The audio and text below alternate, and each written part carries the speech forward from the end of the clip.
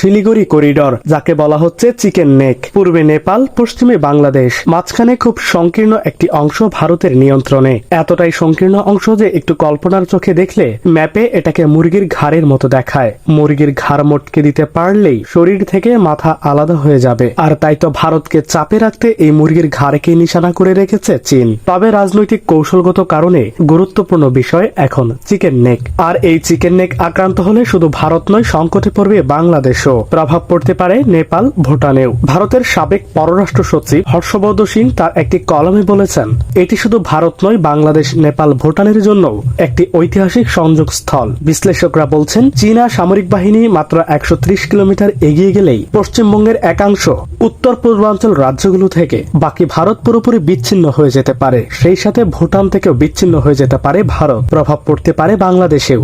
সামরিকভাবে বাংলাদেশ ভারতের কাছে অত্যন্ত গুরুত্বপূর্ণ, কেননা চীন ভারত সামরিক সংঘর্ষে শিলিগুড়ি করিডোর বন্ধ হয়ে যেতে পারে। আর এমত অবস্থায় ভারতের বিকল্প হবে বাংলাদেশের ভূমি ব্যবহার করে পূর্বাঞ্চলীয় রাজ্যগুলোর সাথে সম্পর্ক রক্ষা করা। আর এমন অবস্থায় তিস্তা প্রকল্পেও নজর পড়েছে বেইজিং এর। অনেকদিন ধরেই বাংলাদেশের সাথে ভারতের তিস্তা চুক্তি ঝুলে রয়েছে, যা কাজে লাগাতে চায় চীন। তিস্তা প্রকল্প বেইজিংকে দিলে তারা যে কর্মকাণ্ড চালাবে তাতেই চাপে পড়বে ভারত। তাই তো বিশ্লেষকরা বলছেন, ত্রিদেশীয় সীমান্ত হয় শিলিগুড়ি করিডোর অত্যন্ত গুরুত্বপূর্ণ।